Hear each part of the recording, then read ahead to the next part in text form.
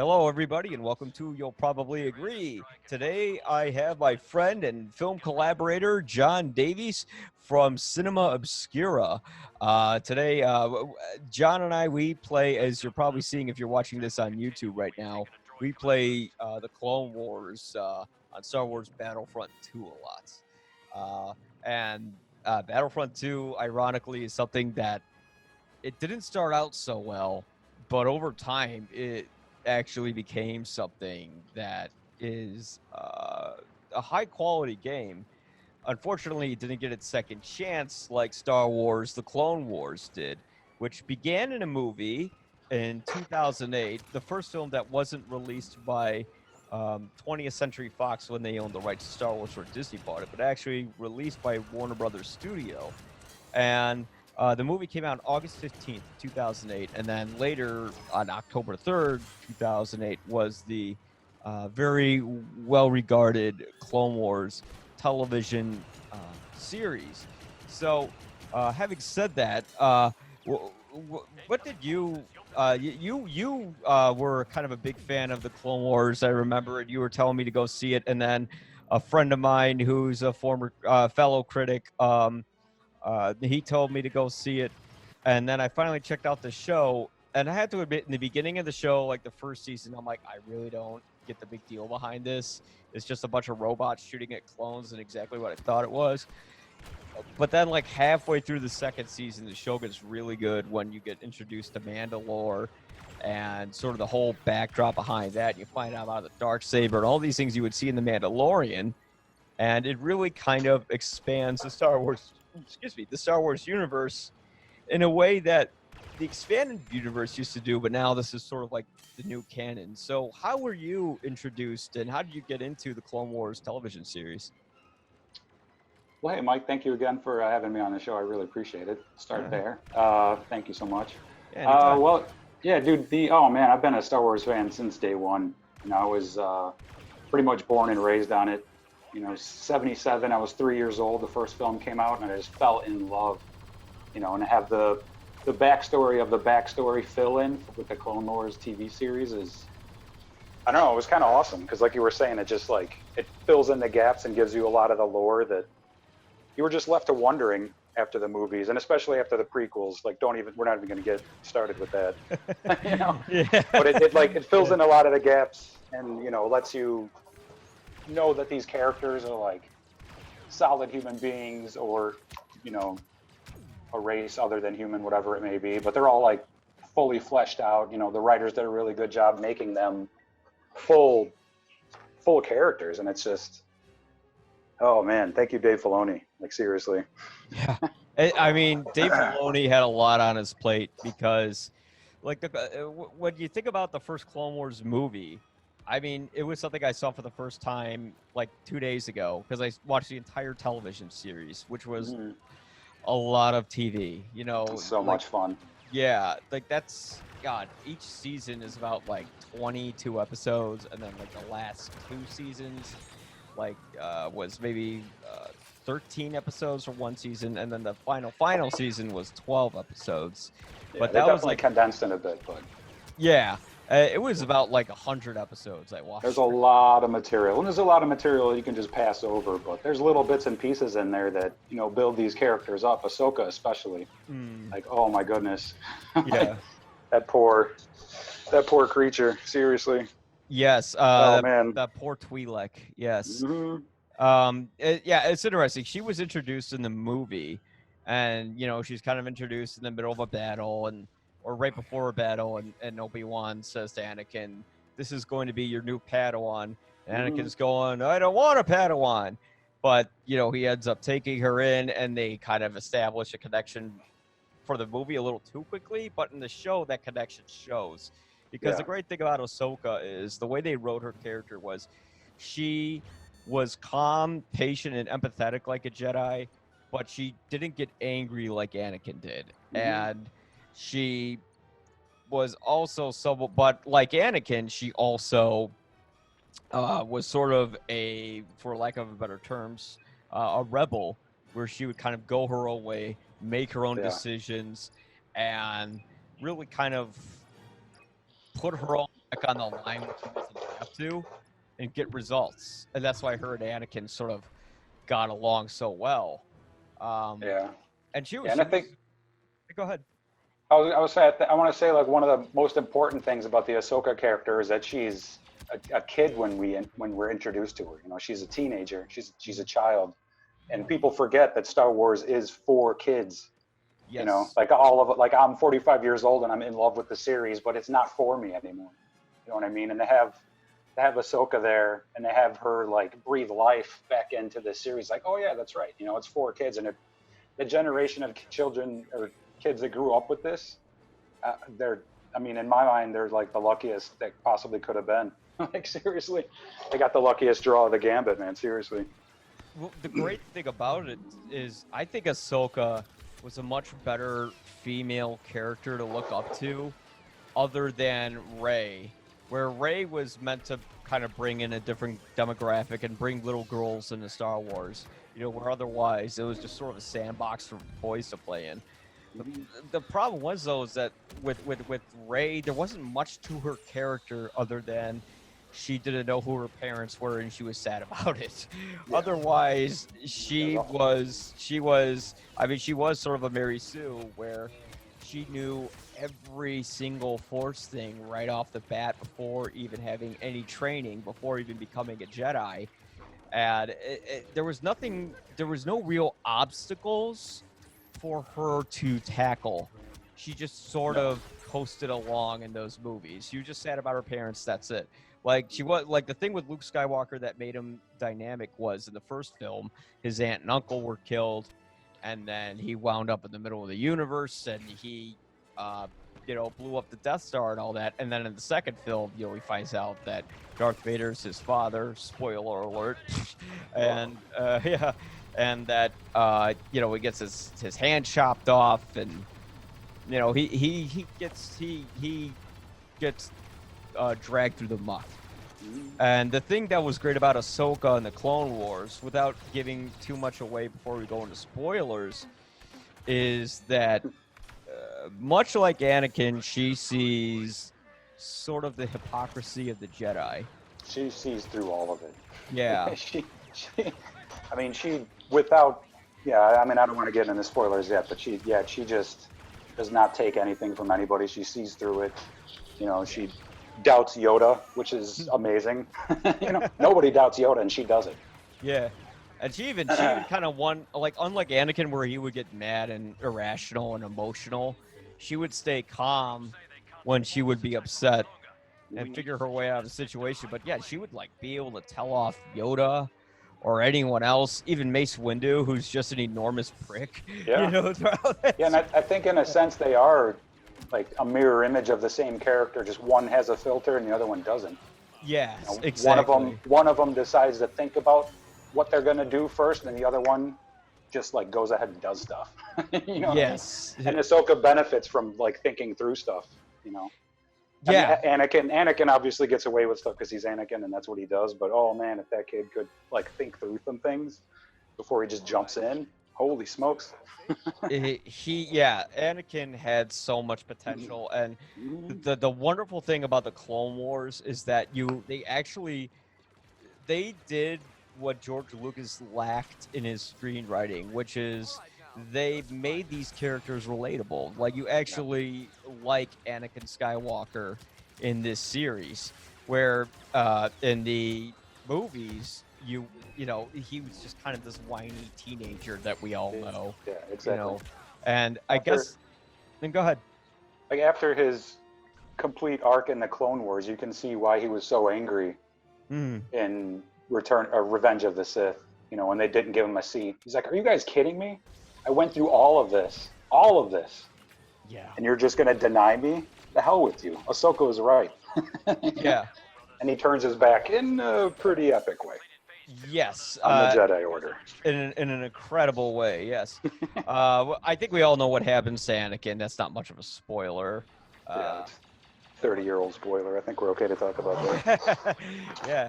Might be even more than 30 years now, but the funny thing is the voice cast really brought a lot to it. Specifically, Yeah, I'm really glad you brought that up because oh my god, the voice acting on this show.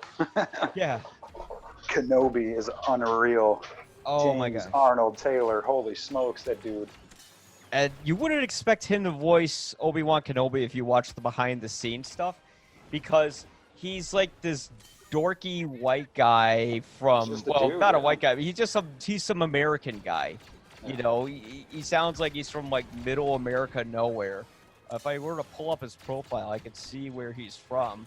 But And like, he's doing an impression of Ewan McGregor, who's doing an impression of Alec Guinness. yes, And it's like spot on. All three of them. I guess all two of them. Alec Yes. Guinness doesn't do an impression of himself, but the two of them, it's just like, it's, you know, that man that you see in the first movie, you see him for 10 minutes maybe, and you don't know who he is, just some dude with a lightsaber, and he knows a droid. Like, Yeah. hello there. You know, you don't know who this guy is, and then by the end of this series, you're like feeling for him. yeah, he does. Without jumping too far into it, his story continues with Rebels, and you need to finish the series and finish that arc too, because that is a fantastic show. You know, You need to finish the Kenobi arc. Yeah, I just started on Rebels, and I know they sort of continue on with what happens with Darth Maul, and they continue on what happens with Obi-Wan Kenobi. I haven't gotten quite that far yet. I'm a little halfway through the second season, so Oh, see, well, you're halfway there. There's only 4 seasons. yeah. So it's not too much of an epic undertaking like Clone Wars was, where I was watching just like over 100 episodes. No, it's not. And it goes by pretty quickly too, which is nice. Yeah. And Go ahead. one last thing about the Rebels is like that show really focuses on like bringing the younger crowd into it. You know, it's all focusing on the young kid Ezra, he was Force sensitive. We'll keep it there, but yay to Dave Filoni again. Oh my goodness, dude knows what he's doing. Yes, Dave Filoni really has to. He kind of reminds me a lot of, I can't remember the name of the director, but he did Doctor Strange, or I'm not Doctor Strange, I'm sorry, Doctor Sleep. And he had to make a sequel to The Shining while also pleasing Stephen King. So Dave Filoni sort of has the task in a way of pleasing the Star Wars fans while also pleasing George Lucas, you know, and he had to kind of make it amidst these movies that weren't particularly well regarded. And he did a great job of actually getting people invested in the Clone Wars, because if you think about it, when Star Wars Episode 2 Attack of the Clones came out, we didn't really care about the Clone Wars because they were just kind of these guys that were clone copies of Jango Fett, and they all looked and sounded the same. There's no characterization to them, and they're fighting all these robots who are basically just dumb, mindless robots. Yeah. And there is nothing to hold on to. No sense of loss, no sense of real war, no anything. And the thing I loved about the Clone Wars is that you actually get to know the clones as individuals. You get to care about them. And that's hard to do when every single clone is the same person.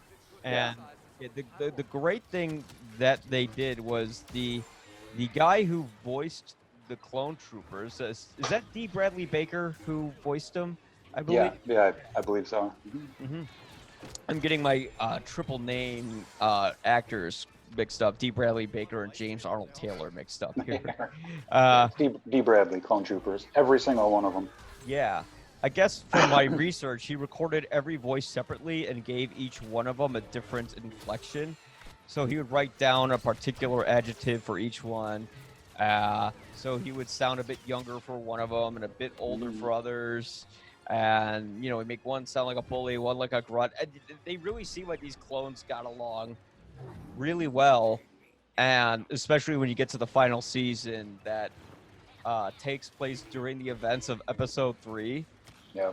It really sinks in how heartbreaking it is when... Yeah, those last 4 episodes, it's like a movie. It's a feature-length film. If you crunch those 4 episodes together, it's unbelievable. So good, seriously. It's some of the best Star Wars that I've seen.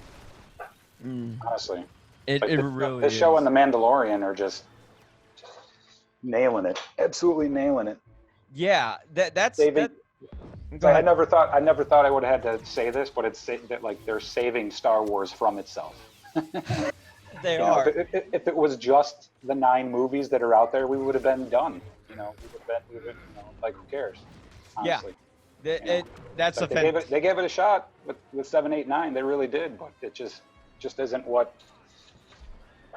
Oh, that's a whole nother conversation, Mike. But we it we just can get isn't. into it a bit because I mean I feel your pain, man. I went to Yeah. I remember going to the press screening for Rise of Skywalker, and everyone was just kind of like, "What the hell did I just sit through?" You know, it like that movie was literally you could just picture the crew running around. So Like, jumbled. So yeah, obviously hurried. You know, yeah. they rushed through everything. Rumors are that there's hours and hours that are, you know, laying on the cutting room floor, and it's just like, why did you put these people through all this? For what you put out, why did you do that to these people? Is it going to wind up like the Snyder cut, where people are going to say, "Give me the Abrams cut of"? Oh, I'm sure eventually. I mean, you could cut all 3 of these movies down to 1 and get some fantastic Star Wars out of it. I know that. Yeah, you could. I think so. I mean, it's episode 9 felt a lot like it was supposed to be 2 movies, because essentially they just gave Ryan Johnson the script, and where every single other director for these newer Star Wars films were either fired or replaced or examined under an extreme microscope, for some obligatory reason of all people, with Ryan Johnson, they looked at what he did or didn't look at what he did, and they just let him go wild with it, where he took all their plans from episode 7 and went, fuck it, and chucked it over his head. Yeah. And then, you know, that's great if you want to make something on your own and create an entire trilogy, but halfway through a pre-established story, you're doing that, leaving. Yeah, it felt like a Rogue One situation where they were trying to like fill in gaps that weren't even there yet. Yeah. You know what I mean? It's like, Yeah. what are you doing? What are you guys even doing with episode 8? Seriously. Yeah, then like halfway through it, I'm just like, wait a Huge minute. waste of time.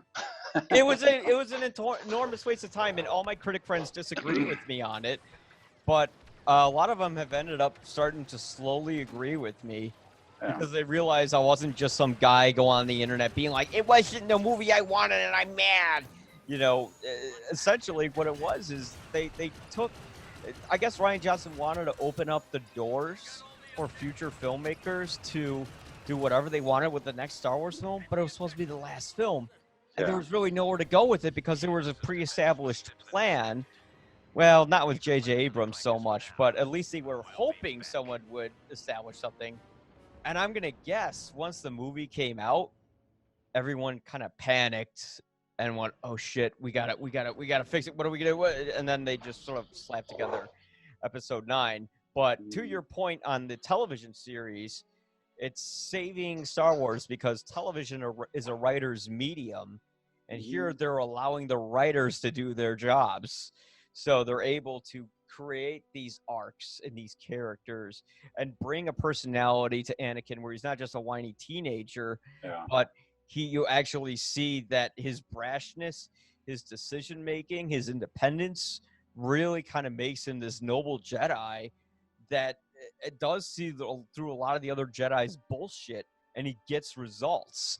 And I really have to thank Matt Lanter for putting a personality behind Anakin that, I mean, I don't mean to sound rude, but Hayden Christensen just, I know that he didn't have good dialogue. I know he didn't have the best script, but Ewan McGregor still worked with it. Natalie Portman still worked with it, but Hayden Christensen just, oof. Yeah. You know, he It's couldn't like shake it. He couldn't not brood. It's like, Yeah. just don't brood for 5 minutes, dude. For 5 minutes, can you not brood? Which he did in like the very beginning of Revenge of the Sith when they were flying. He was not brooding, and it was amazing. Yeah. But other than that, it's just like this brooding, whiny. It's like, dude, just chill out. It's like, I know you're supposed to be Darth Vader eventually, but it's like, but yeah, like Matt Latner breathed some fresh breath into this dude's you know, Yeah. Well, difficult breathing apparatus. It's a hard character to play. I understand that, but well, he brought humor to him and a likability. You know, that was a nice thing. You're like, oh, he's all right. He's got a good personality. You actually see how him and Obi-Wan Kenobi are close friends. Yep, I was just thinking that the back and forth between those two and the TV show is amazing. The banter's great. You're like, oh, I can see how these guys get along. Like, although Obi-Wan gets annoyed with the stuff Anakin does, he still likes him as a person. And although he's a pain in the ass, it's like, yeah, but I got to admit, Anakin does get the job done. And like, they're just kind of like these two guys that, who've known each other for too long.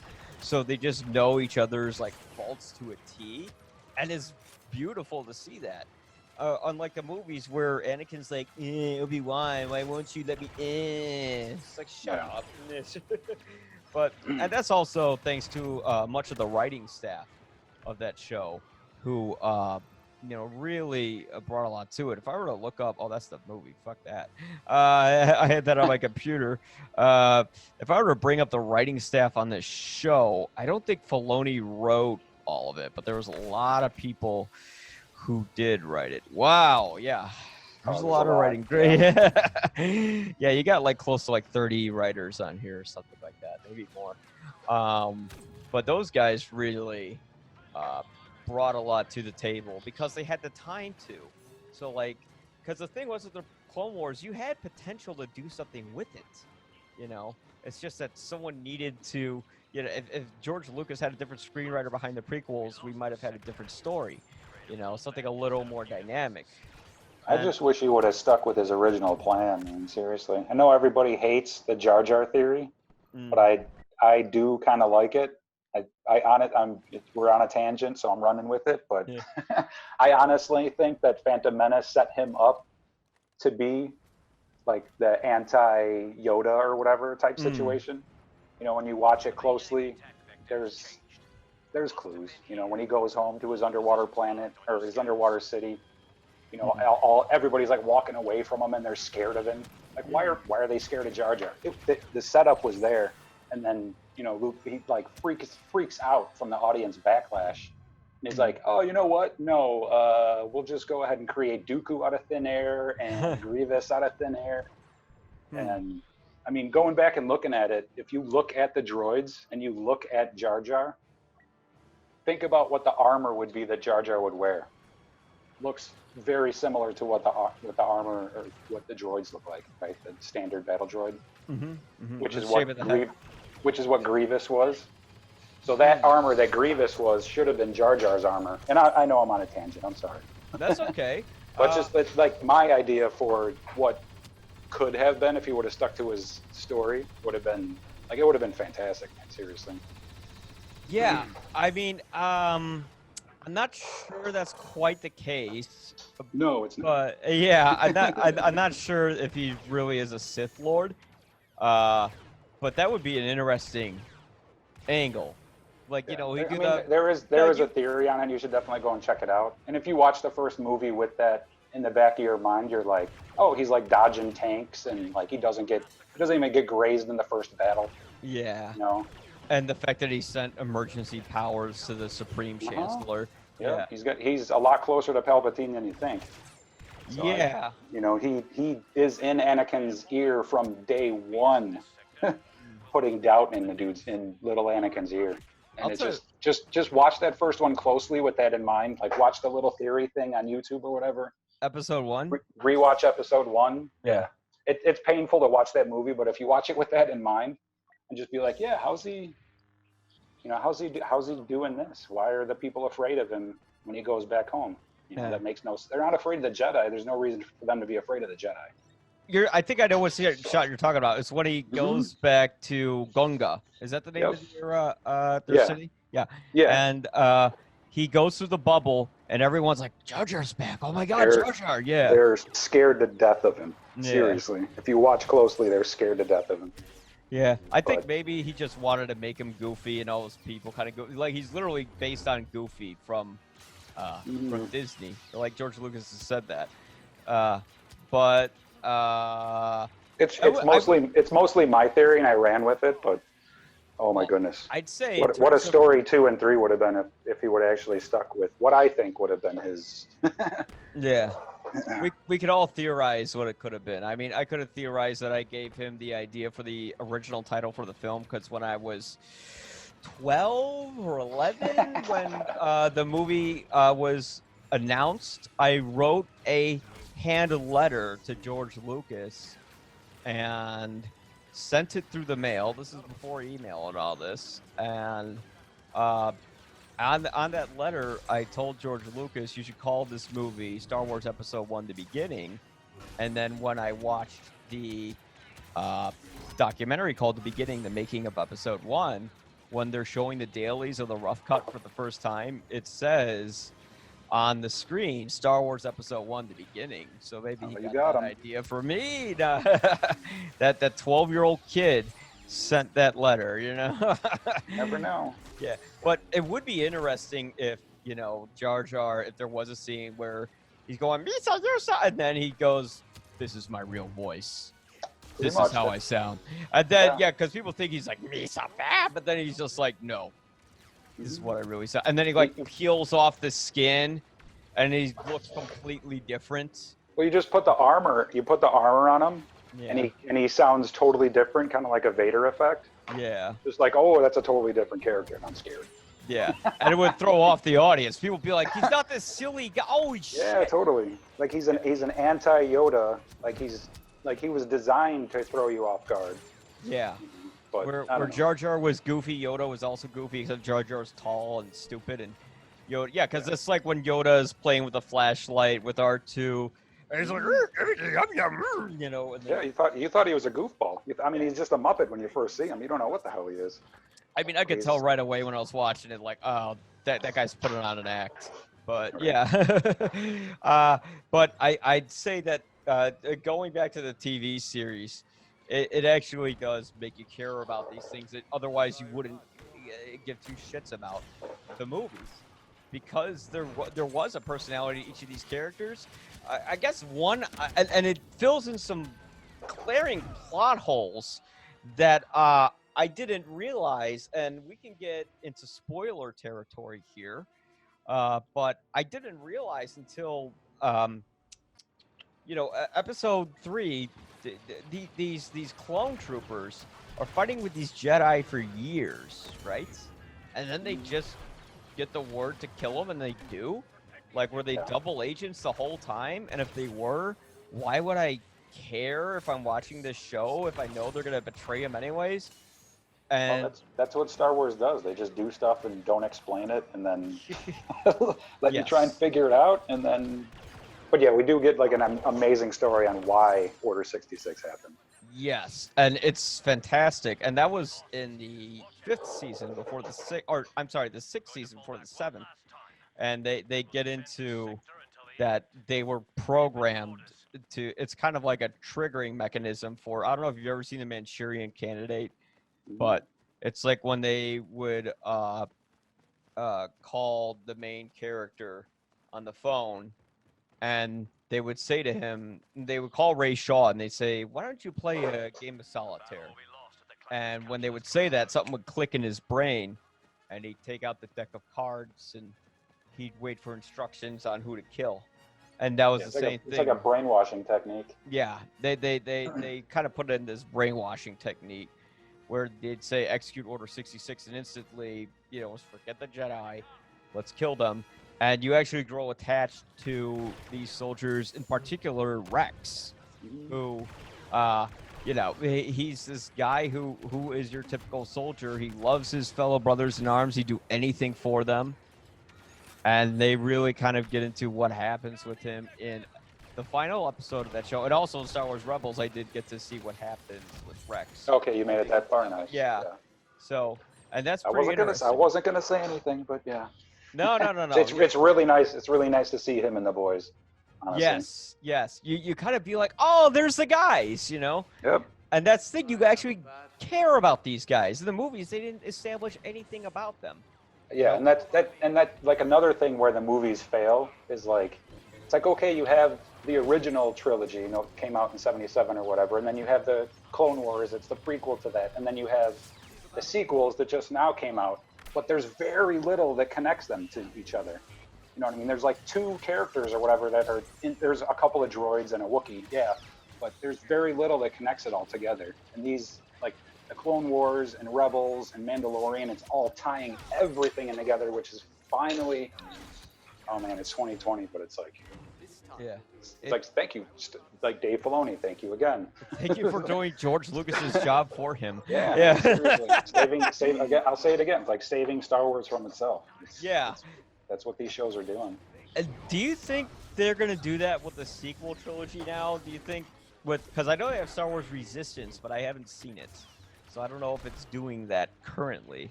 But do you think they're gonna make a Star Wars TV series about what in the hell happened, to create a First Order and why the Emperor's around and all that? I hope not, because they had their chance to explain that. Yeah, they had They their gave chance us- they for gave us- 30 they gave us- years. They gave us 8 hours of quote unquote quality entertainment, and they didn't explain anything. So it's like that. I don't need a backstory on. I just don't. It would have been nice for them to explain some stuff while they were making these 3, to have them, maybe have a flashback or 2 to tie in to the previous films, but they didn't do. I don't know why they didn't do that. They had Leia, they had Han, but they just didn't. I don't know. They had their chance, so no. I'm gonna say no. Yeah. Well, I was thinking they'd probably make either a cartoon series or someone would voice them, or they would do a series live action. I don't think it's necessary. I mean, I think with the Kenobi series coming, where we have, Mandalorian, which is tying Rebels and the Clone Wars to it with Ahsoka. Yeah. That's Yeah, she is coming. that's up. enough. That's see. enough. We'll see if Rosario Dawson's gonna play. Except, isn't Ahsoka gonna be really old? It's Rosario Dawson, but Yeah. she's. No, I mean she's not older. Rosario Dawson, not Rosario. I mean Ahsoka, the character would be really old at that point. She's older. I mean, she's the same age. She's ages just as Anakin was, and Darth Vader's around. So. Yeah, so she'd be like 60 in that story, So I'm wondering how they make that work. But did they? Well, we don't know the lifespan of a Twi'lek. Yeah, that's true. Well, like she was already they said like her age in the movie. She was like 16 or 15 or something like that. So if anyone looked at Ahsoka and was like, she's hot, you're a pedophile. But I did like how they filled in that gap where you find out why the clone troopers betrayed the Jedi, why Anakin was so angry for not being granted the rank of master, because in the Clone Wars he fought a lot of battles, and he really helped out the Jedi and the Republic in a way that, although it was all under the strings of Palpatine's puppetry, still 100% Palpatine. Yeah. Dude, I want to back it up all the way to the beginning. Like, why do clone troopers exist at all? Yeah. So a Jedi, Sifo Dyas, went back. Mm-hmm. They mentioned him in a line of dialogue in episode 2 of Attack of Clones. You know, you find out who Jedi. Yeah, they mention him a little bit here and there, but I honestly believe that Palpatine killed Sifo Dyas, went to the Kaminoans, started the clone army. He also created the droid army, and his singular goal was to rid the universe or the galaxy of the Jedi. He created both armies to do what he did. I keep thinking about that, and it's just like, why didn't they, seriously, Filoni, if you're listening to this, holy cow, jump on that idea. But yeah. Seriously, that's it, because it honestly makes no sense for a Jedi to just go and create a clone army. What were they afraid of? There's no reason. But if Palpatine, who was this master schemer, murdered this guy who did disappear after that, nobody saw him after that, right? He just he creates his clone army, hires Jango Fett, blah blah blah. Yeah. But Well, the great thing is, well, the thing I want to say is the nice thing about Star Wars is it really was, and I actually do enjoy Episode 3 quite a bit, despite uh, some of its issues. Particularly hated Chris's acting. Sorry, Revenge of the Sith, that's one of my favorites. I do like it a Honestly. lot. Like it's aged like fine wine to me. Yeah. It's because you really look at all the Star Wars movies, this might be my second favorite one actually. Because although the prequels suck, if you just skip all the prequels and get the bad taste of those first two films out of your mouth, Episode 3 is a really good movie. You Revenge of know, the Sith, yeah, it's yeah. fun. It's really Yeah. fun. I mean, they kill fucking kids in it, you know, and they burn a guy to death. It's dark, and it is tragic if you know you're not associated with whiny Anakin from Episode 2. And you don't know that, you know, Padme knew him as a little kid, and it's kind of gross that he boned her, like, when you know, he was of age. Yeah, that is kind of like, of all the flack that he got, like Lucas got when it's like, you know, Leia kissed his brother or whatever. Like, Yeah. it's like, oh, there's, you know, whatever, you know, is happening, blah, blah, blah. And then they go and do it again. What are you doing? It's like you did it like on a worse scale than even the first. It's like, what are you doing, man? Seriously. George, Uh, he's got some I kind perverted of issues. dropped and derailed my train of thought on there, but I think you know what I'm saying. Yeah. It's He's like got some issues. they did it once and then they stepped up their game for the prequels. Like, what are you guys doing? Yeah, Just I mean, don't have a 20-year-old chasing an 8-year-old. That makes no sense. yeah, it was like a teacher student situation. So weird. Yeah. So weird. Ugh. Um, Ugh. But yeah. but to like tap on your point about like the violence, like the Clone Wars is so violent. People die on that cartoon show. You know, Ventress stabs a dude through the heart and pulls him in close and kisses him before he hits the ground. It's like As he kills him. It's amazing. Cad Bane snaps a dude's neck. Which one is oh my Cad God, Bane it's- again? Is he the he's the- the Clint Eastwood guy, right? Yeah, yeah, exactly. The bounty hunter with like the hat. Yeah, he's supposed like to the sort cowboy. of he's like an alien version of Clint Eastwood. Cowboyish hat. Yeah. The thing was the Clone Wars started out sort of as this it did start out like full on kid show, you know. Yeah.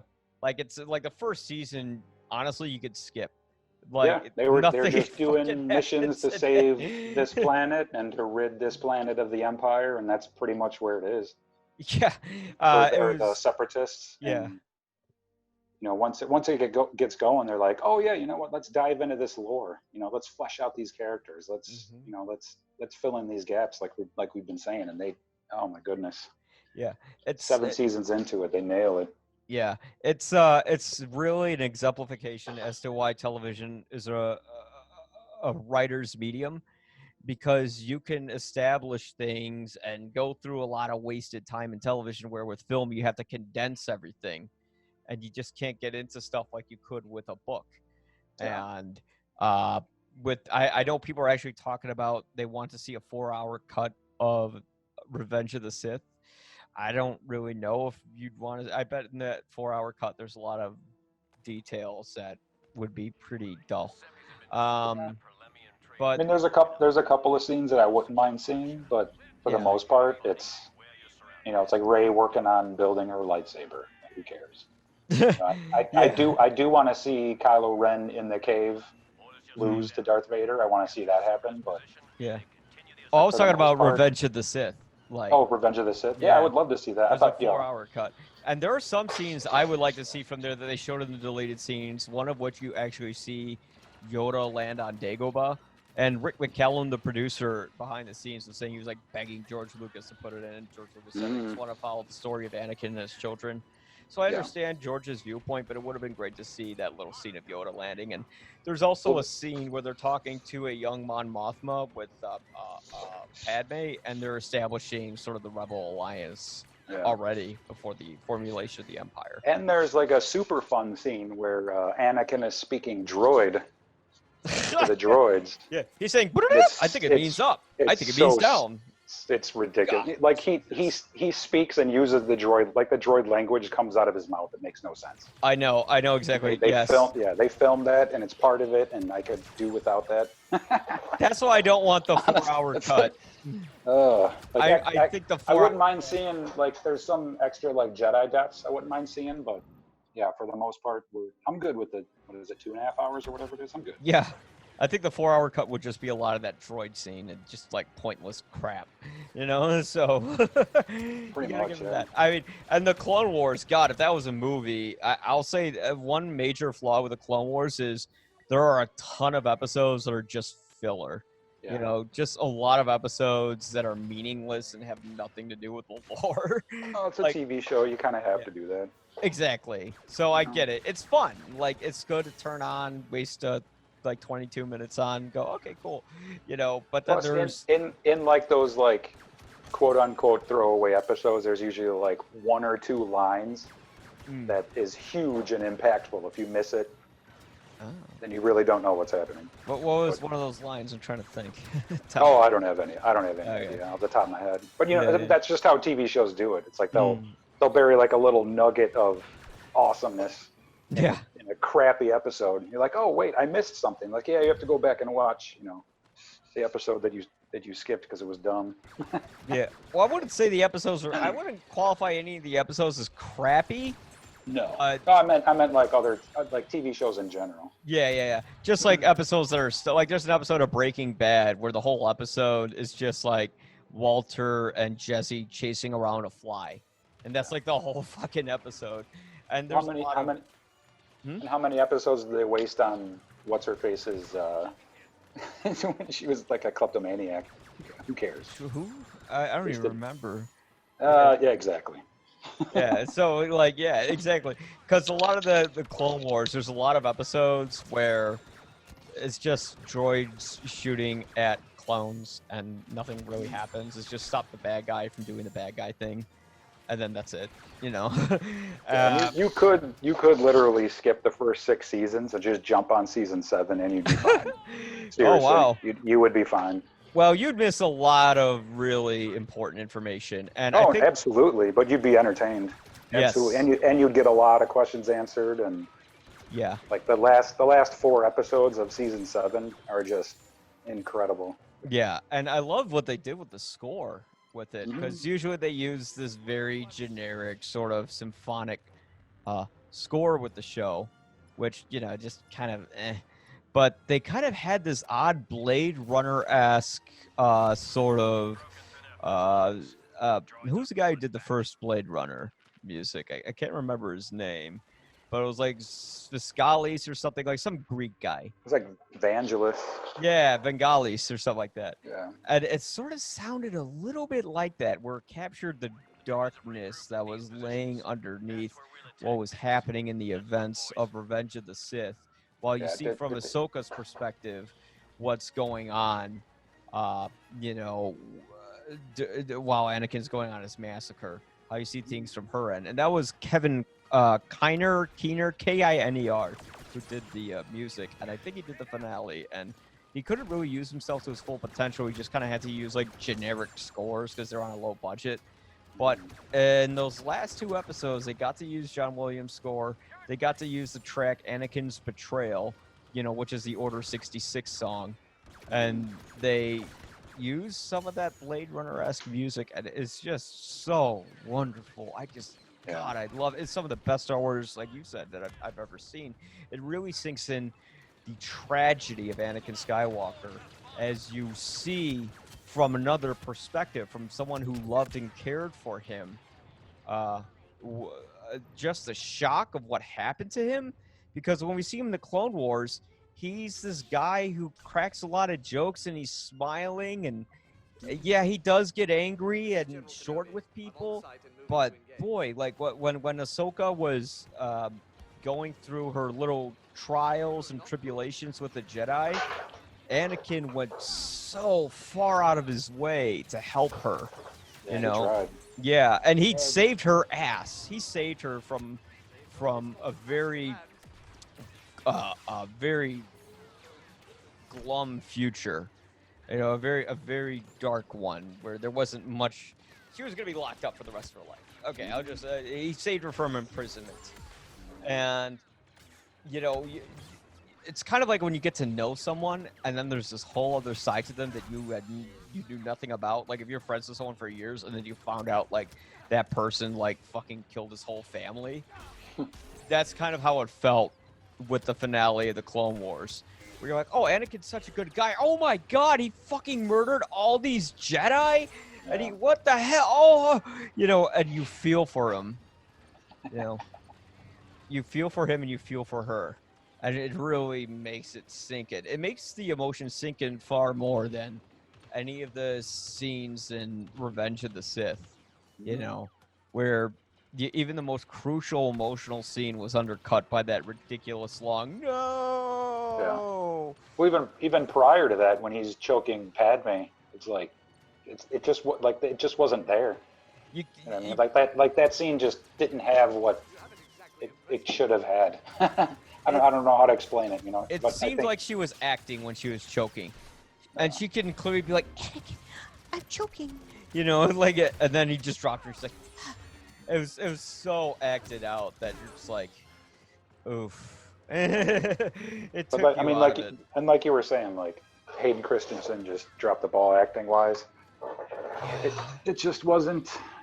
This wasn't his day, his month, or even his year.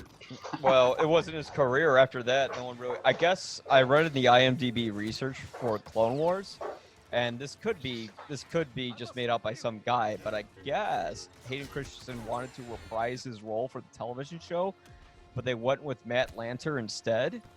And I'm not sure if that's true or not, but if it did, ouch, you know. But that's a bummer. Yeah, they're like, no, we want someone with a personality. But yeah, enough shitting on Hayden Christensen. We love you, Hayden. We're sorry for the way fans have treated you. It wasn't his fault. Like you were saying earlier, the dialogue was garbage. Yeah, but the thing was, like Natalie Portman had shitty dialogue, and so did Ewan McGregor at times, but they worked with it. A-list, you know? Baby. Yeah. So, did you say A-list? Yeah. A-list, baby. Yeah. Sorry.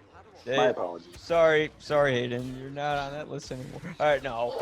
Man, everyone who played Anakin really got the show. I'm heartbroken for Jake Lloyd, and I'm really happy that Ahmed Best is getting some love. And it's so sad the way he ended up getting love, because he basically had to reveal that he almost committed suicide in order for people to pay attention to you. And a lot of times in life, people don't give a shit until they find out that you're gonna harm yourself in one way or the other. And then all of a sudden, you know, I didn't know that the fans personally attacked him. I thought they were always going after George for the Jar Jar character. But when I heard they went after him, I'm like, what kind of gutless thing is that to do? Like, the guy was supposed to play a silly character. He did exactly what George told him to do. Yeah, exactly. And he didn't do people anything are wrong. You're going to get mad at Jim Henson because Yoda sounds weird? Shut up. Yeah, seriously. Exactly. People are assholes, man. There's a whole piece I want to do about toxic fandom and about everyone who was a victim of that, from Jake Lloyd to Ahmed Best to Kelly Marie Tran, you know, who were victims of this sort of thing. You know, I mean, especially the worst stuff that happened with Ahmed Best that affected him the most. There's these video journals that he does online. I'm just kind of going off on a tangent because it's okay. It's Star Wars. I've done so much Star Wars stuff I can. Where he was talking about that people they said that he misrepresented black people because they thought he did this semi-Jamaican accent thing or whatever, which I never even thought of or established. I just thought he was doing a silly character like Goofy from Disney. And the fact that they were like, oh, you're misrepresenting our people, like, I guess some people said that to him, that's the toll on that's got to be enormous. And, you know, it requires a lot of reflection. But yeah, but in terms of diversity with Star Wars, I would say the Clone Wars does a better job than the new sequels did, because by far, is so much more of an individualized character than Rey could ever be. I talked about Rey's flaws, but Ahsoka, she's great because you see someone who really was put through a dire situation, who came out not on top, but came out as an individual and made her own path. You know, Rey didn't really make her own path. She just kind of ran into the most famous people in the galaxy by coincidence, and then shaped her entire identity on, Luke Skywalker, who was cool with her like the last 5 minutes she met him. So whatever. While Ahsoka decided to actually be an independent herself, and she really kind of surprised Anakin, surprised all the Jedi with her skills. I mean, in an alternate universe, she could have become a Sith Lord because she defied what the Jedi said. But having said that, one thing I really loved about it is how you see. One thing, I always hated about the Jedi in the prequels, and I don't think George Lucas meant to write it that way, but Dave Filoni kind of cemented it as that way, was just how big of hypocrites they are.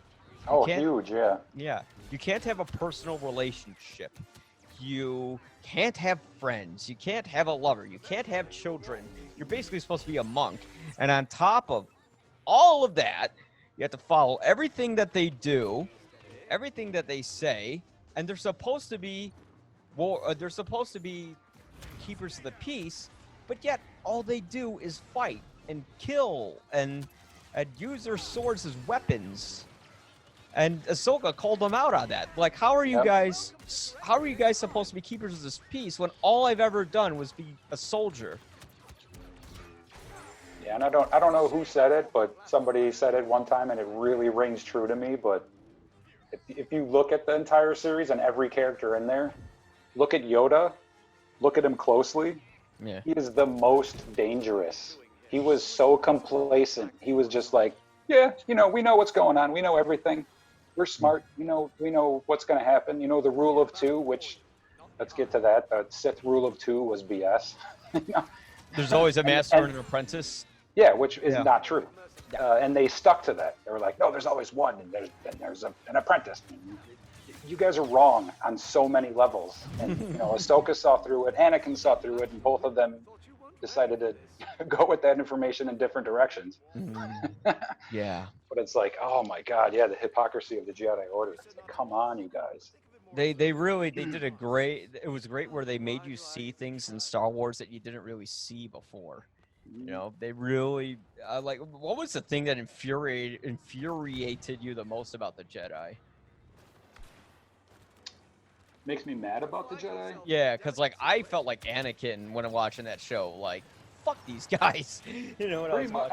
Just everything that we were just saying. Like, if I was in that position, if I was an Anakin-ish or an Ahsoka-ish type individual, I would see right through those idiots just the way that they did. Seriously. And I don't know which way I would turn. It is like the overall complacency of the whole order is just, it's ridiculous, dude. Seriously. It's like, we know what's supposed to happen. We know. And you don't. They're not. And the fact that they weren't open to debate, that's not good. Obi-Wan says it, only a Sith deals in absolutes. Well, guess what? Guess what your sentence is? Your sentence that you just said, that's an absolute. Yeah. You guys are idiots. You guys are hypocrite idiots. They are, because and the fact that they couldn't see that is ridiculous. And the only two that did see it, Ahsoka and Anakin, ended up destroying it. Look at what they did to in their ways. Look at what they did to Obi-Wan's life. That guy could have been with the girl from Mandalore, which they established he actually had a previous romantic relationship with this woman who was the Princess of Mandalore, or High Ruler, or whatever the fuck you call it. And the Jedi Order kidnaps children. That right there should be a red flag. Like, for real. In fucking episode 1, they have Anakin Skywalker there. He's 9 years old, and they're like, he's too old to be training. Like, too fucking old? How young do they have to be? Wow, dude. you fucking pedophiles. Yeah. You know, like what the fuck? Like that's a red flag, man. Seriously. They Yeah. kidnap kids. They keep their kids away from children. Oh, what's it? You want to talk to your parents? No, never again. Yeah, you never could talk to your mom again. Leave Tatooine. That's Fuck off. like you're just turning me into an enemy. You're turning me into a Vader. How did it not happen before Anakin? That's what I want to know. I think Like seriously, how the hell did it not happen before Anakin Skywalker? It did, but not to the extent where Anakin really showed him who was fucking boss. Where he just slaughtered the shit out of them, including the kids. Which maybe killing the kids was a bit much, but then again, I don't know. They would have grown up to be shitheads. Nah. But the thing is, like, not only do they abduct them, but then there's that episode where Yoda has all these little kids train inside of an ice cave, and like they could have they don't died in there. Yeah, they don't treat the kids well. Yeah, they put their fucking lives in danger. Yeah. And in what is it? I forgot what season it is, but somewhere in the Clone Wars, the Jedi children trainees are abducted by Trandoshans and hunted down and killed. So it's just like don't put little kids in that position, you guys. It's a cult. Jedis are assholes. They're like Scientologists with swords, you know? Even in Scientology, they beat the shit out of you. Like, the main guy who runs it, like, there's a great documentary called Going Clear where they talk about, like, the guy who runs Scientology who just openly beat the fuck out of people in there. Oh, that's happiness. Yeah. So, like, that's why that's why you get, like, yeah, of course he snapped. Like, think of fucking Revenge of the Sith. Anakin's talking to Yoda, and Yoda's going, "What's troubling you? Is there someone close to you? Are they in danger? Is it bothering you?" And he's like, "Yes." And Yoda goes, "Well, you have to bury those feelings. You can't have anyone near you." It's like, fuck you, Yoda. I'm a man. They do that shit to Luke, too. And he's like, no, fuck that. I'm out of here. I want to save my friends. Fuck you guys. Yeah, exactly. That's where you knew Yoda was He sees through it. Yeah. That's where you know Yoda's full of shit, because, like, even in Empire Strikes Back, like, Yoda doesn't tell him, like, he says, "You must defeat Vader," right? He never says, no, that was Return of the Jedi. He said, "You must defeat Vader," right? And then he's like, "Is he my dad?" And Yoda's like, "Ah, fuck, you found out." You know, like, what? You could have told him that. And the whole time they could have been like, "Oh, watch out for Force lightning." Yeah. Why didn't you warn me of that? You know? I know. Come on. I know it's written for kids and you're not supposed to put Jerks. logic behind it, but still there's character motivation. Yeah. And it's like the motivation behind these guys is just cruelty. You know, just treat these kids like fucking shit. Fuck them. Here, grab this weapon, and we'll throw you in the middle of a war. They're war children. That's what they are. They breed war children. Pretty It's much. like giving a kid in the middle of Africa in a fucking AK-47. But that's my rant. Fuck the Jedi. I'm joining the Sith. Or can it be in between? There was a planet, actually, in the Clone Wars that did. There was a shade of gray in the Clone Wars that did address a planet where you could be between the Force with the light side and the dark side. They explain and it they a walked little away bit. from it. Yeah. They explain it a little bit. Yeah. Two sides of the same coin. You don't necessarily have to pick a side. Life is a balance of yin and yang, you know? You gotta be in the middle. You can't be extreme. But that's the main thing that just makes me mad about Yoda and the rest of them. And the great thing is, another thing I love about the show are the characters that they introduced. You know, there's a lot of new characters who are fascinating. You know, you have Ventress, who is... Ventress is amazing. Hondo. Cad Bane, which I mentioned earlier. Chewie's introduced. You know, Dooku's pretty solid. Boba Fett. Oh, man. Let's talk about Boba Fett for a minute.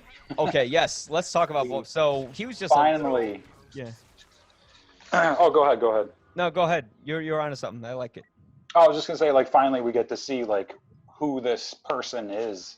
Even though, you know, now they may be changing the story, but it's like who he was and who he became are like two different things. And that's, I don't know.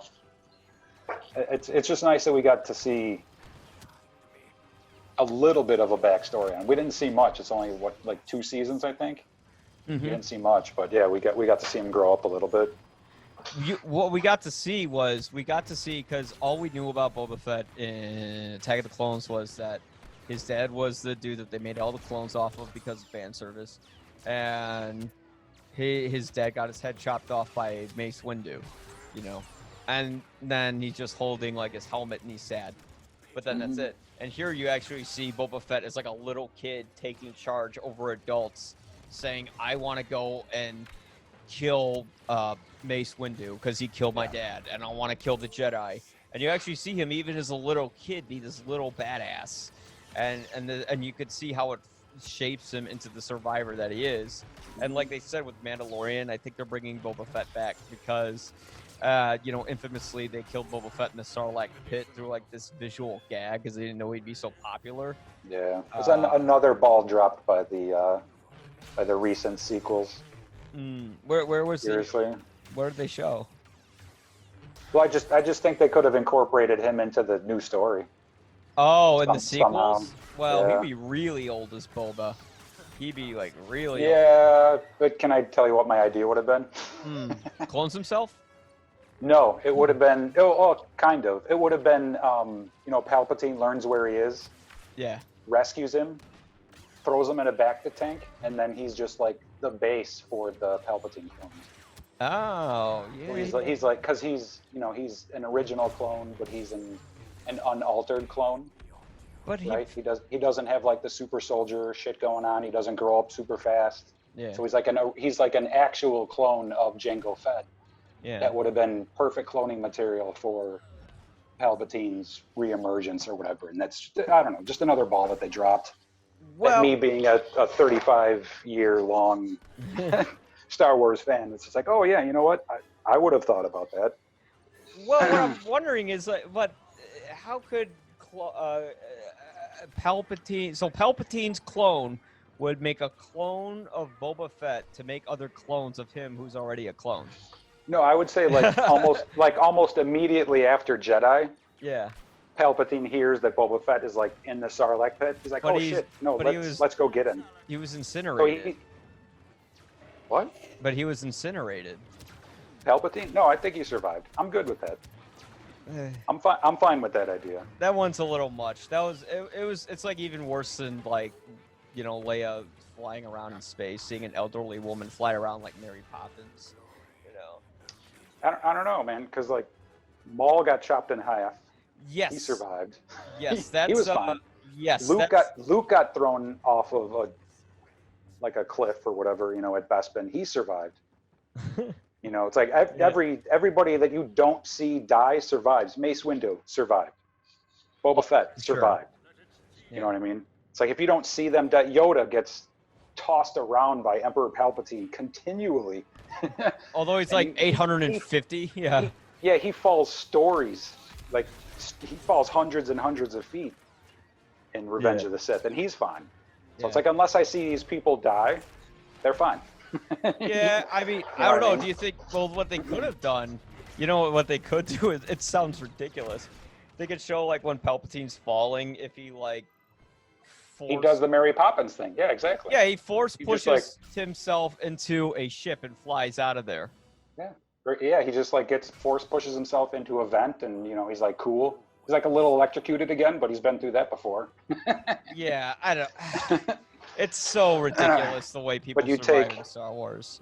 It is. But then, I mean, there's so much ridiculousness in Star Wars. Think about blaster shots shooting door controls.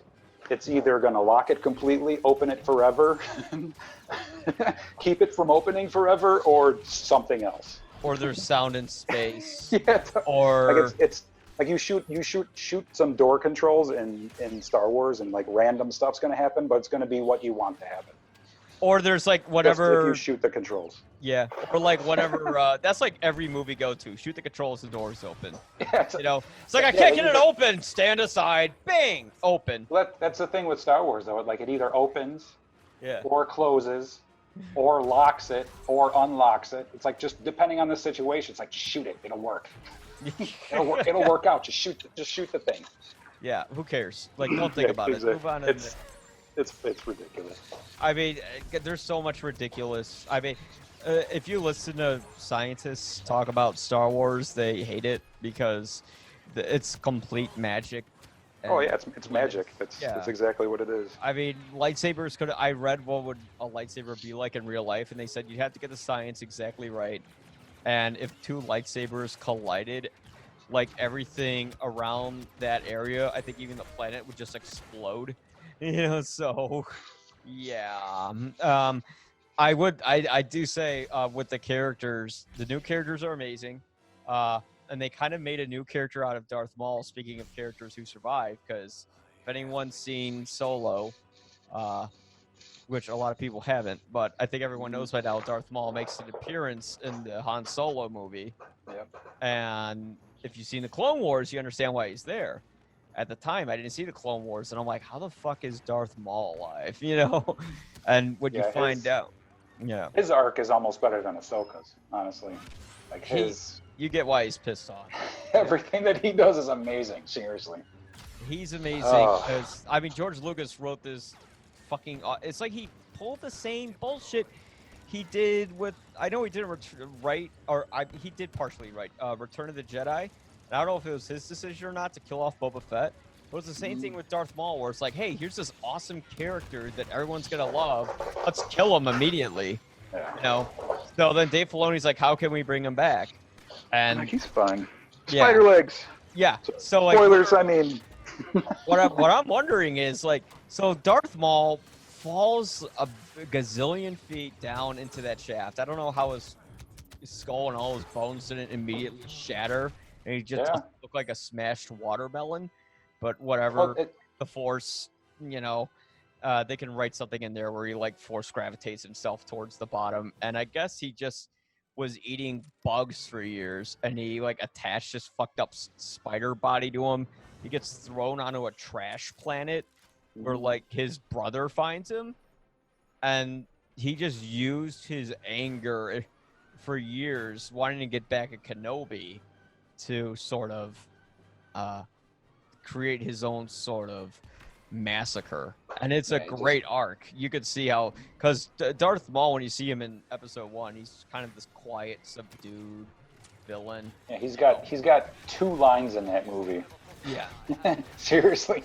He does. And then in Clone Wars, he talks a lot, and you get to learn like what's going on with this dude, and it's pretty impressive, honestly. The whole Mandalore situation and his brother, and they do like in Rebels and in the Clone Wars series, they do give you a little bit of the magic of the Force. Like you do see the magicians and like the sisters and like all this kind of stuff that they're never going to mention in any movie because nobody could be able to handle that. Yes, so they literally use like, witchcraft. Yeah, like they do like dive into explanation of like what the Force is and like what is like actually happening. And like you're never going to get that from the films. They will never explain any of that. As a matter of fact, what they do is, and this was on George Lucas's original plan for the sequel trilogy before Disney, told them to get fucked, because of how the prequels turned out and all the sort of vitriol that was pointed in his direction at the time. He wanted to go into the world of the midichlorians, and it was they were going to follow these beings called the Wills, and it was going to be about that atomic particle world. And they actually do explore that in an episode of the Clone Wars where Yoda goes to this planet where it's consumed by the midichlorians, where the Force tells him what to do, and he faces an evil version of himself, and then he ends up kind of overcoming his own demons and learning the power of the Force within himself. And when you actually do get into that world, it's kind of fascinating. And maybe they could have done something where someone wasn't particularly controlled by midichlorians, where if you had a certain blood count, you can't ever be a Jedi. Where they maybe could have explored something beyond that. Well, actually, you could be, and sort of rewrote that. And in a way, they kind of did that with the Clone Wars as well. They go into this lore that you could really only do through television, because you can't make a movie on all this stuff. And especially through a cartoon series, you don't have to worry about the special effects not looking so great or anything because it's a cartoon. which is that's going to be tricky for the Obi-Wan series. They did a wonder. Oh God, the Mandalorian! I can't believe It's what gorgeous. they put on. Yeah, Yep. it's incredible. It's like there's no difference between television and movies now, and it's really gonna reshape the way we see films, especially in the midst of this pandemic. You know, with how they're going to handle those special effects. Yeah, I think that shows ahead of the game when it comes to that. Because I mean, they do everything in studio. There are no exterior shots on that television show at all, which is incredible. I didn't know that when I was watching it. Yeah, to learn that, and and then to see it again, it's like, oh my goodness, the technology today is incredible. There's no green screen. I guess there's like rear projection, but a very updated version of it, so the actors have something to interact with, and that's amazing. That's incredible. But in terms of expanding the lore, they actually go into Darth Maul's character.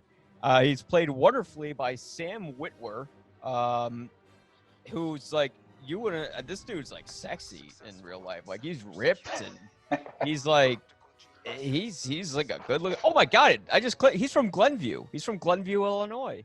What do you know?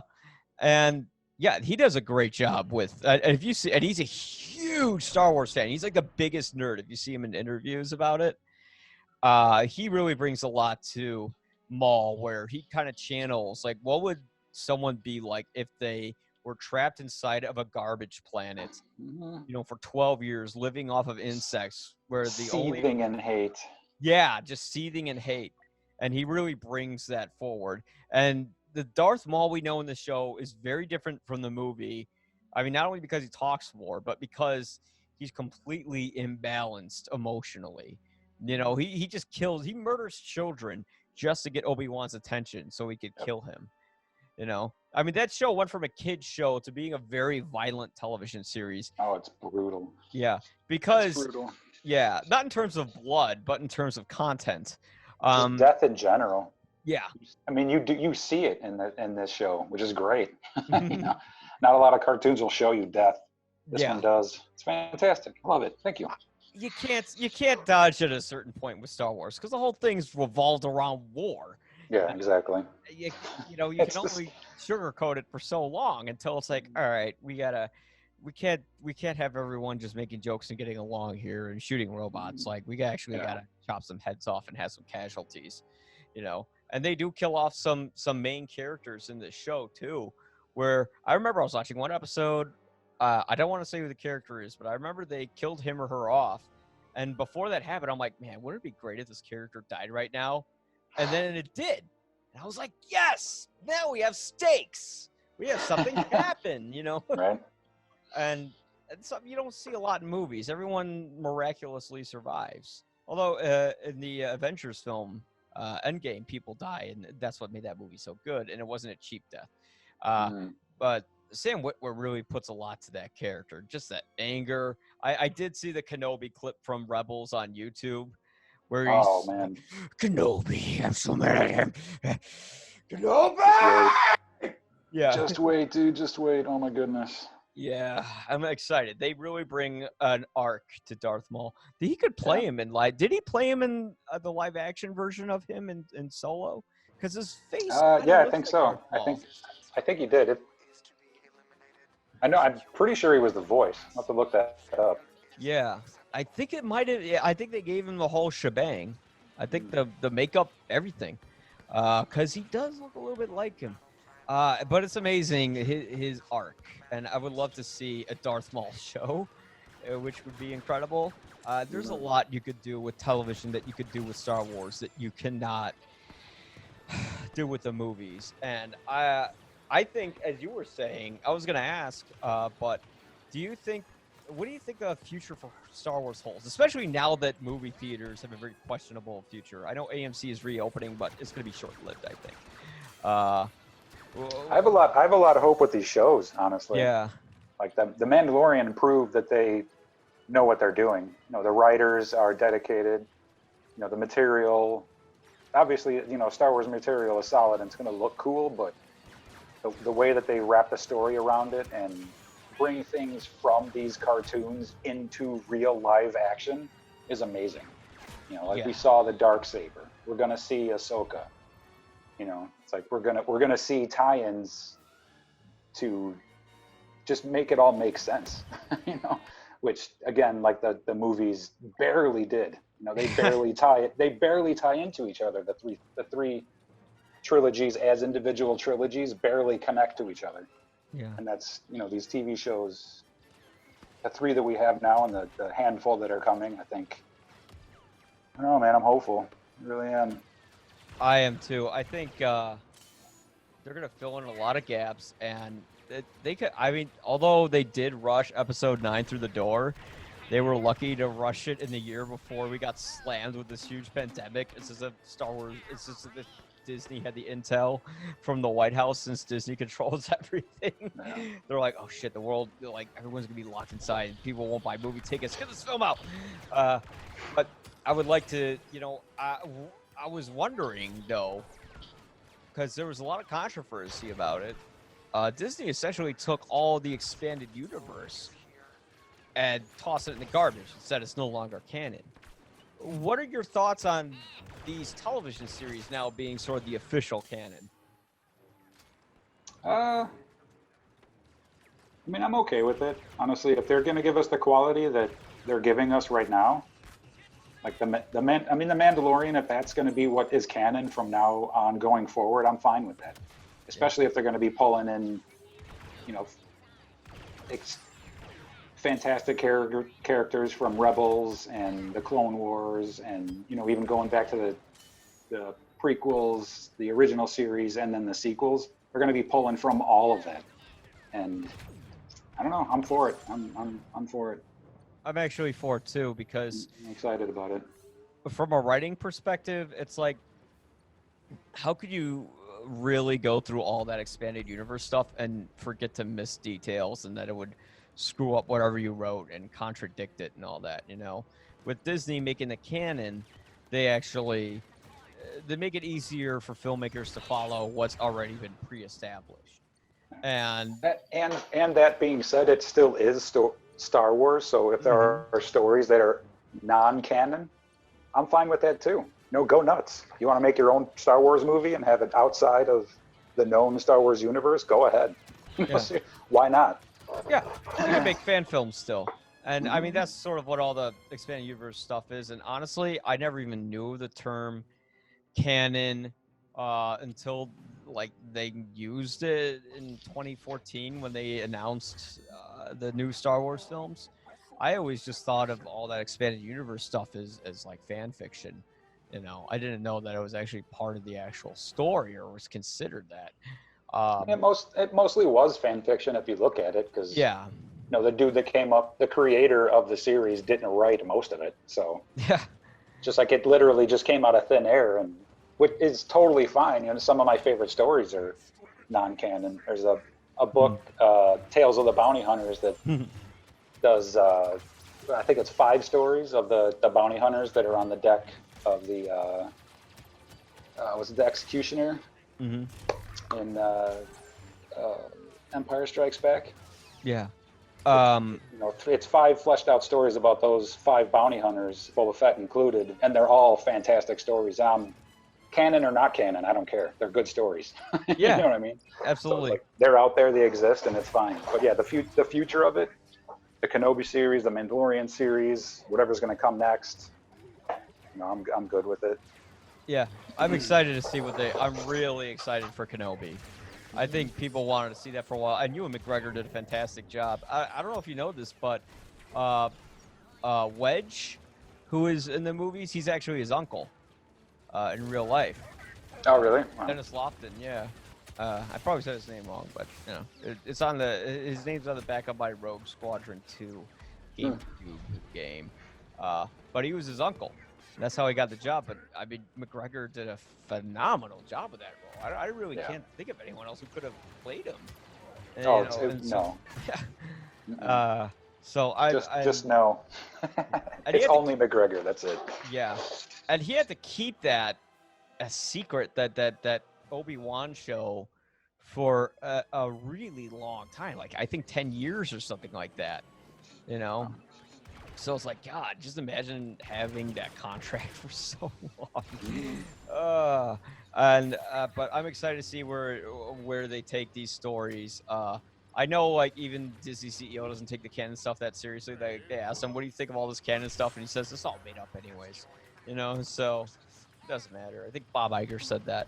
But I am glad that the Clone Wars kind of brought in writing and characters and a personality that, in the scope of everything that we're talking about, from the Mandalorians to sequels to Rebels, it sort of introduced the idea of expanding upon the Star Wars universe in a way where it provides more weight to the prequels and to the sequels and to everything else. And I think Star Wars is going to be saved via the small screen rather than the big screen. And it's funny how Star Wars recently, to me, it's kind of proven itself to be better television than Star Trek, which started out to be television. And I'm Yeah. not getting into like a Star Trek versus Star Wars thing, but like if you look at Star Trek Picard, for instance, I heard that show wasn't very faithful to that character, and It was also, not. yeah, like I saw a It had some promise. It had some really cool stuff in it, but overall it made no sense, honestly. And I'll just leave it at that. I saw a few clips from it, and there's like parts in it where they're using profanity, and I'm like, why are they saying fuck this and fuck you and shit that in Star Trek? So that we would talk about it right now. Yeah, that's why. Literally the only reason. It just Seriously. seems so out of place. I'm like, what the hell? This is Star Trek. Everyone's very eloquent and well spoken and educated, and all of a sudden they sound like they're in a trailer park. Like, what the hell is this? It's like they got the mark so wrong with Star Trek, but yet with Star Wars, everyone criticized Star Wars so long for being dumb and boring, and now we have this series that actually brought intelligence and character into it. So Star Trek's got some catching up to do. They gotta go back to their roots and just be more talky and less action. Don't try to be like Star Wars, Star Trek. Just be Star Trek. To stay on the Star Trek, Discovery's been pretty solid. Okay. I will give them props for that. That is a good solid show. Definitely worth the watch. So that one's not just a bunch of action. It's actually more philosophical, like the show is. Yeah, it's a combo. Okay. And it's well produced. It's got the lead character has a really, I don't want to get into it, but it's a solid arc. It's good. Yeah. Well, that's great. If you were to pick a favorite character from the Clone Wars, who would it be? Like, of the new characters? It's Ahsoka, easily. Yeah, I think so too. She's awesome. I mean, it's funny how she was written. Originally, she was written for the Clone Wars movie as sort of like this way to appeal to the female demographic, but she ended up kind of evolving as they developed the show into this individual character that's fascinating to see her arc, and I can't wait to see her in live action. Yeah, I don't know if she's gonna... when the ship is going down and she's telling Rex that those men might be willing to die, but I'm not the one that's going to kill them. Yeah, you just want to cry for her right there. Seriously, yeah. Just like she's so right, and she just has absolutely no options. She's looking at the fate of 100 of her friends, and just like, I'm not going to kill these guys. They want me dead, but I'm not going to kill them. But we still have to get through them. Yeah. Oh my goodness, Ahsoka, I'm so sorry. I feel so bad for you right now. So how did you find out about the Clone Wars show and how to finally check it out? Because when I first heard about it, I thought, why the hell would I want to see that? The prequels were junk. Well, they're not junk. The episode 3 was good, but like, why would I want to see it? I hated Attack of the Clones. Why do I want to see this show? And then I find, after everyone told me to watch it, I watched the first season. I'm like, yes, this is what I thought it was. But then, like I said earlier, once I get to Mandalore, I go, oh, I'm in the same boat. I heard about it. I was like, Star Wars cartoon. Like, who cares?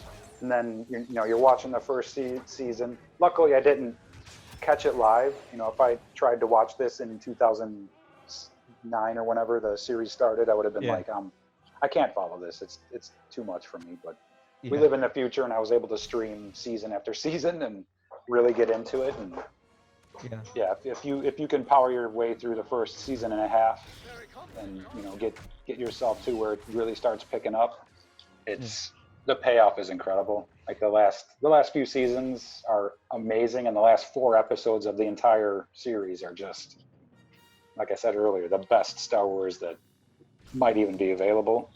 Yeah, and I'd say there's an option on Disney Plus. I noticed with the Clone Wars, they have this option that says like key episodes.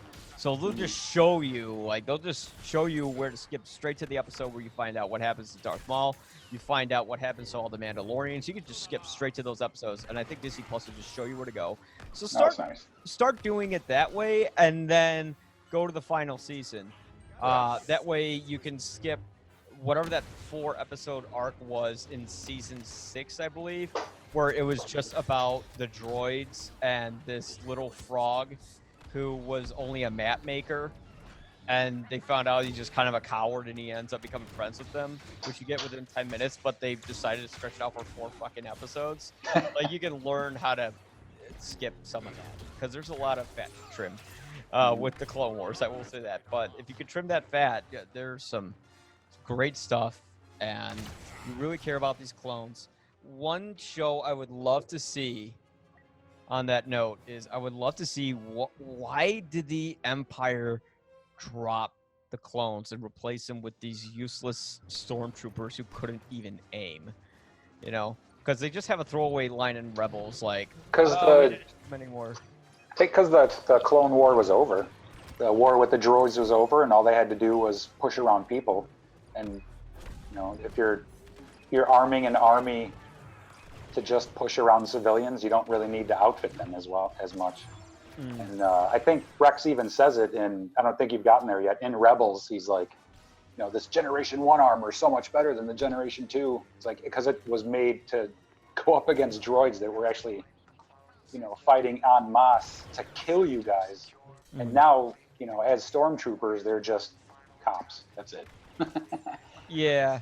They need the most basic of protection once they became stormtroopers. That's my theory. I'm just thinking like that's something Dave Filoni could explore, maybe just in a movie. I don't know, but the thing is, like, the stormtroopers are so inefficient and crappy at their jobs, yet the clone troopers are fucking badass. Like, they can shoot from a mile away. They're great shots. They're incredibly skilled. But as we know with Order 66, there was only a select few clone troopers who didn't follow that order because, well, we won't get into what happened there, but they weren't brainwashed, essentially. And I'm thinking, do you think maybe the clone troopers, they didn't have use for them anymore because a lot of them staged mutiny against the Empire and realized how he was using them, and then the Empire had to kill them and then just hire a bunch of kids who they would sweep up and turn into stormtroopers? That's something to consider. But I don't know. I don't think so. Because there were so many clones, and there were so many still coming that I'm sure they would have used them.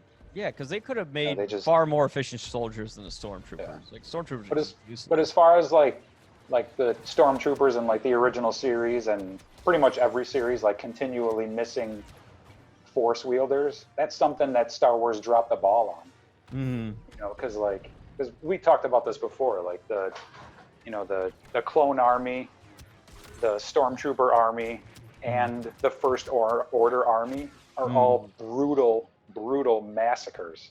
They murder people consistently, but somehow when they're shooting at people that wield force powers, they miss. That's just something that they don't really focus on. Nobody in any of the series mentions it. It's people with force powers or that are able to wield the force have their own shield, basically. Yeah. That's just there. It's just makes people. That just makes people, and that's just something that we forget about. I think it's just a convenience of the writing, Oh yeah, it absolutely is. But yeah, that's me explaining their loophole.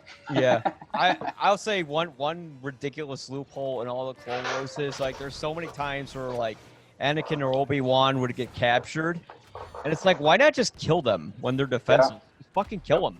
You know, they're like, no, we're gonna make you a prisoner for no reason.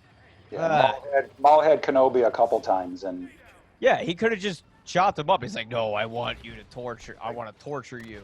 yeah, And then he kind of does that, but at the same time, it's like, yeah, but you could have just gotten your revenge and killed. You could have chopped him in half and thrown him down a pit. Yeah, just start cutting arms off. Yeah. Take an arm, take a leg, make him immobile, cut him in half. I don't know. And then just kick him down the same pit in fucking Naboo. Exactly. And have him watch while he's severed, like him just murder a bunch of people. It's just as flawed as Talia al Ghul's plan in The Dark Knight Rises. Yeah, just I don't know. But I guess that's all I have to say about the Clone Wars. I'm glad I got to talk about it, and when I finish Rebels, I'd love to talk about that as well. Yeah, you'll love it. I will warn you, there's a little bit more mysticism and magic in Rebels, so it might catch you off guard, but it's still fun. Yeah, I'm guessing it was written within the age of people not liking the midichlorians as much, Although, well, they go into more of like that. They delve into like the magic of it, similar to what Clone Wars does, but they really go into. Well, I dug it. I dug it when Yoda went into the magical midichlorian world. Like, you actually kind of, it went beyond just, what's your cell count? It wasn't just nepotism. There's a little more to it. And I think that's what they can do with the midichlorians before people want to, like, immediately throw their plastic lightsaber at a television set. But having said that, thanks so much for coming on. Where can we find you online? Cinema Obscura. We are Cinema Obscura on Instagram, Cinema Obscura Chicago at Gmail if you want to reach out, and Cinema Obscura Facebook. And what do you guys do at Cinema Obscura? I think you take a lot of like independent short films and screen them on TV, cable access in Chicago, right? Yeah, that's one of them. I'm basically a librarian of sorts. I collect short films, music videos, documentaries, all sorts of stuff from independent filmmakers from all over the world, mostly Chicago, but we are worldwide. Put everything together in chunks and either air stuff on CAN TV, which is a public access television channel here in Chicago, or when we do have access to live events, we air stuff in front of people with comedy and live music also. It's a lot of fun. And we do that out of Logan Theater here in Chicago. Yes. But it's a lot of fun. Basically trying to bring independent filmmakers and artists and musicians and the like together and create a new world of art, basically. Yeah. And I think there's a great opportunity for that. I'd love to do an episode on that of the underground film world, where I think we're going to see a lot more underground films being made because crews can't use, our movies can't use such large crews anymore because of the pandemic, and because I think smaller budgeted films will be made for theatrical distribution. So I think there's opportunity for independent cinema that we don't quite see yet, but it's going to be there. I hope so. And if this is the dawn of the day of no more remakes, I will be happy. Let's go independent cinema and just, Hollywood, you had your chance. Y'all done. Yeah, I'd say it's a topic for a discussion I had on my show, which I might make an article about, but I think we're going to get less franchise building films and more star-studded films with individualized stories being released on a smaller budget in cinemas that have larger returns. I want to hear that. I like that. Yeah. So, thanks a lot. I'll probably catch you on Star Wars Battlefront's Battlefield. Woo! Yeah. Thanks for having me on, Mike. I really appreciate it. Thank you so much. Thank you. So, may the force be with you. Check out Cinema Obscura, cinema with an S, I should mind you. So, SINEMA space OBSCURA. That's Cinema Obscura. I'm Mike Crawley from You'll Probably Agree. You can find me at ypareviews.com, and you'll see all the links to our Facebook, our YouTube, all that good stuff. And on YouTube, you'll see us playing Battlefront, and you'll see how our team constantly lost at co-op and died. We suck so hard. But we were bad. I leveled the shit out of my Yoda, so I was good. I'm already like level, like I'm full level 50 on everything a long time ago. And like Nice. my like, you'll see in the video, like my gun got, like all my classes are like 100 something level. So yeah. All right. Well, thanks a lot. And we will see you later.